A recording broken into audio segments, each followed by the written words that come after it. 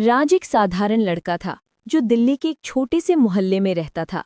उसकी जिंदगी में कुछ खास नहीं था, ना कोई बड़ी नौकरी, ना कोई खास टैलेंट। लेकिन राज के अंदर एक अजीब सी बेचैनी थी। वो हमेशा सोचता था कि काश उसके पास कोई स्पेशल पावर होती, कोई ऐसी शक्ति जो उसे दूसरों से अलग बना देती। रात भर जागकर वो सोचता रहता था कि कैसे वो अपनी बोरिंग जिंदगी को बदल सकता है। एक दिन राज को इंटरनेट पर एक आर्टिकल मिला जिसमें लिखा था कि कैसे कुछ लोग भूत प्रेत, जिन और यक्षिणी से कांटेक्ट करके अपनी मनचाही चीजें पा सकते हैं। राज का दिल तेजी से धड़कने लगा। उसने सोचा, यही तो है मेरा चांस। उसे लगा कि ये सब साइंस फिक्शन नहीं बल्कि रियल है। राज ने रातों रात रिसर्च करना शुरू कर दिया। वो डार्क वेब पर जाकर ऐसे फोरम्स ढूंढने लगे जहां लोग इन चीजों के बारे में बात करते थे। वहां उसने पढ़ा कि कैसे लोग ओवरनाइट रिच हो गए थे, कैसे उन्हें सुपरनैचुरल एबिलिटीज मिली थीं। कुछ दिन बाद उसे एक मिस्टीरियस यूजर मिला जिसका नाम था शैडो मास्टर। इस व्यक्ति ने राज को बताया कि वो उसे एक पावरफुल यक्षिणी से मिलवा सकता है, लेकिन इसके लिए राज को कुछ स्पेसिफिक रिचुअल्स करने होंगे। राज बिना सोचे समझे तैयार हो गया। शैडो मास्टर ने उसे बताया कि हर रात 12 बजे उसे अपने घर की छत पर जाकर कुछ मंत्र पढ़ने होंगे और एक पर्टिकुलर पैटर्न में कैंडल्स जलानी होंगी। राज ने ये सब करना शुरू कर दिया। उसे लगता था कि वो कुछ बहुत स्पेशल कर रहा है। पहले कुछ दिन तो कुछ खास नहीं हुआ, लेकिन फिर अजीब चीजें होने लगीं।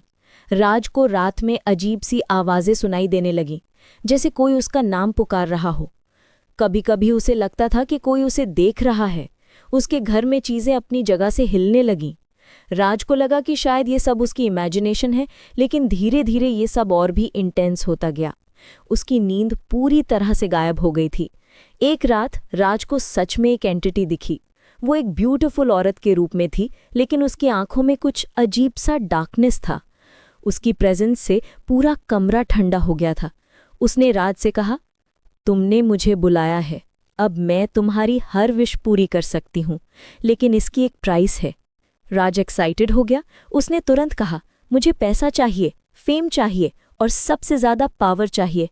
एंटिटी ने एक क्रीपी स्माइल के साथ कहा, ये सब तुम्हें मिल जाएगा, लेकिन बदले में तुम्हें अपनी सोल का एक हिस्सा देना होगा। राज को लगा कि ये कोई बड़ी बात नहीं है। उसने हाँ कह दी। अगले कुछ दिनों में राज की जिंदगी में सच में बदलाव आने लगे। उसे अचानक से एक अच्छी जॉब मिल गई, लोग उसकी बात सुनने लगे और उसके बैंक अकाउंट में मिस्टीरियसली पैसे आने लगे। लेकिन ये सब कुछ टेम्पररी था। लेकिन साथ ही साथ राज को अजीब सी प्रॉब्लम्स भी होने लगी थी। वो रात में बिल्कुल भी सो नहीं पाता था। उसे हमेशा लगता था कि कोई उसे फॉलो कर रहा है। उसके फ्रेंड्स और फैमिली मेंबर्स उससे दूर होने लगे क्योंकि उसका बिहेवियर बहुत अग्रेसिव हो गया था। राज को रियलाइज हुआ कि वो अपने इमोशंस को कंट्रोल नहीं कर पा रहा था। उसे कांस्टेंट हेडेक्स होने लगे थे। सबसे बुरी बात ये थी कि राज को लगने लगा था कि वो अपना पर्सनालिटी खो रहा है। जो चीज़ें उसे पहले अच्छी लगती थी, अब वो उसे बोरिंग लगने लगी। उसके अंदर एक अजीब सा एम्प्टीनेस आ गया था। वो समझ गया कि एंटिटी ने सिर्फ उसकी सोल का हिस्सा नहीं लिया था, बल्कि उसकी पूरी आइडेंटिटी को ही बदल दिया था। उसे लगता था जैसे वो अपने ही शरीर में कैदी बन गया है।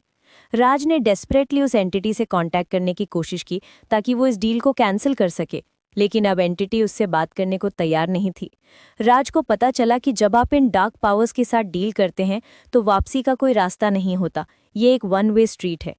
राज की हेल्थ भी रैपिडली डिटीरोरेट होने लगी। उसे कांस्टेंट हेडेक्स होने लगे, उसका वेट ड्रामेटिकली कम होने लगा और उसकी आंखों में वो स्पार्कल नहीं रही जो पहले थी। उसके फैमिली मेंबर्स को लगने लगा कि राज में कुछ तो गड़बड़ है, लेकिन वो किसी को सच नहीं बता सकता था। वो जानता था कि कोई उसकी बात पर बिलीव नहीं करेगा।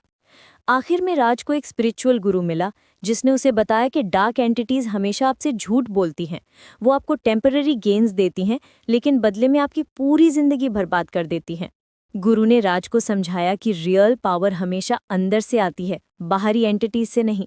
उन्होंने कहा कि ये एंटिटीज आपकी एनर्जी को ड्रेन करती हैं और आपको मेंटली, फिजिकली और स्पिरिचुअली वीक बना देती हैं। राज की कहानी हमें सिखाती है कि शॉर्टकट्स में कभी भी रियल हैप्पीनेस नहीं मिलती। डार्क स्पिरिचुअल पावर्स का रास्ता हमेशा डिस्ट्रक्शन की तरफ ले जाता है। असली शक्ति मेडिटेशन, सेल्फ इम्प्रूवमेंट और पॉजिटिव थिंकिंग से आती है, न कि भूत प्रेत या जिन से डील करने से।